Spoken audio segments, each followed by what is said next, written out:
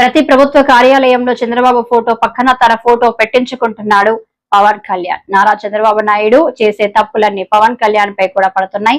ప్రజలకు ఇచ్చిన హామీలన్నీ పవన్ చంద్రబాబు కలిసి ఇచ్చినవే. ఒక్కటైనా నెరవేర్చారా? ఎస్వి సతీష్ రెడ్డి, వైఎస్ఆర్సీపీ ప్రధాన కార్యదర్శి. తెలుగుదేశం వాళ్ళు కూడా చెప్తాండా, ఎస్పెషల్లీ పవన్ కళ్యాణ్ గారు కూడా చెప్తాండా, ప్రతి ఒక్క కార్యాలయంలో, ప్రభుత్వ కార్యాలయంలో కూడా చంద్రబాబు నాయుడు గారి ఫోటో పక్కన నీ ఫోటో పెడతాండారు. నువ్వు ఆలోచన చేసినావా? ఆయన చేసేటువంటి తప్పులన్నీ నీ మీద కూడా పడుతున్నాయనేటువంటిది.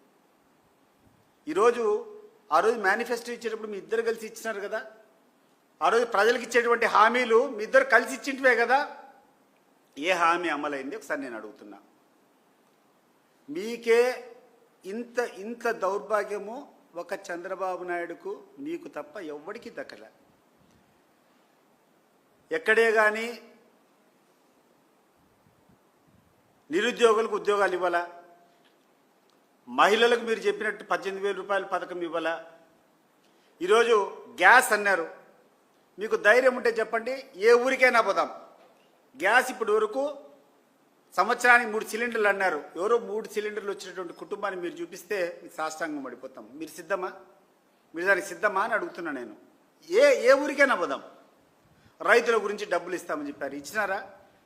ఇవ్వకుండా కూర్చొని ఏమీ లేకుండా మీ అంతకు మీరే కూర్చొని విజయోత్సవ సభలు అనంతపురంలో కూర్చొని సూపర్ 6 సూపర్ హిట్ అని ఎక్కడికి పోతాండ్రు మీరు? మీ కాళ్ళకు మీరే దండాలు పెట్టుకొని, మీ కాళ్ళకు వంగి మీరే దండం పెట్టుకొని మీరే దేవుళ్ళు అనుకుంటే సరిపోతుంది అది?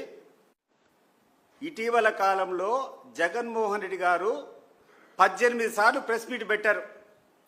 18 సార్లు ప్రెస్ మీట్ పెట్టినప్పుడు అనేక ప్రశ్నలు, ఈ యొక్క ప్రభుత్వ వైఫల్యాలు, ప్రజలు పడేటువంటి ఇబ్బందుల గురించి సాక్ష్యాలతో, ఆధారాలతో కూర్చొని చూపించి ప్రెస్ మీట్ పెడితే ఒక్క ప్రెస్ మీట్కైనా ఆయన సంధించినటువంటి ఒక్క క్వశ్చన్కైనా మీరు సమాధానం చెప్పారా అని చెప్పి నేను అడుగుతున్నా.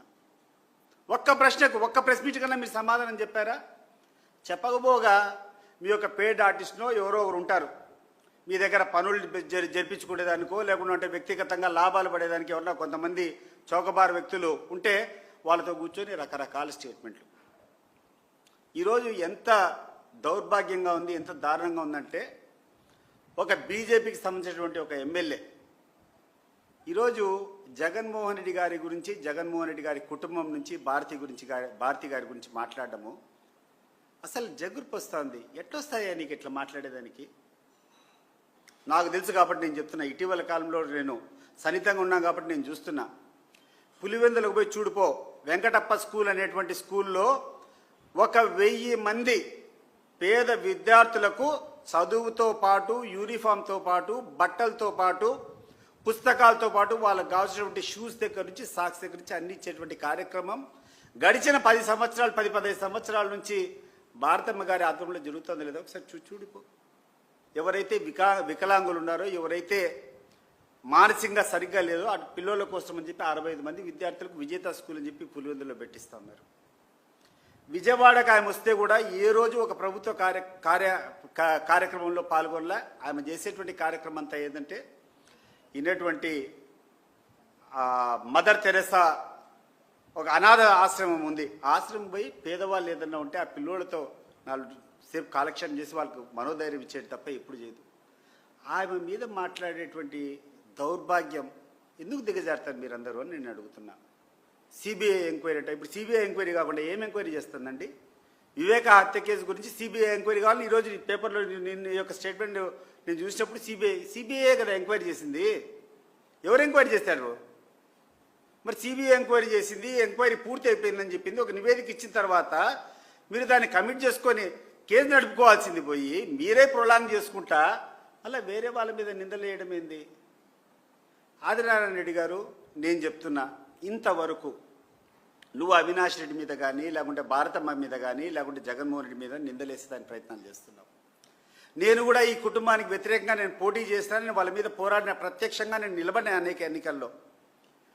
నేను నిస్సందేహంగా ఈరోజు చెప్తున్నాను, గుండెల్లోంచి చెప్తున్నాను, వాళ్ళే కనుక దౌర్జన్యం చేయాలనుకుంటే పులివెందుల్లో ఎక్కడైనా ఏ బూత్ అయినా స్వేచ్ఛగా జరిగేదానికి అవకాశం ఉందా?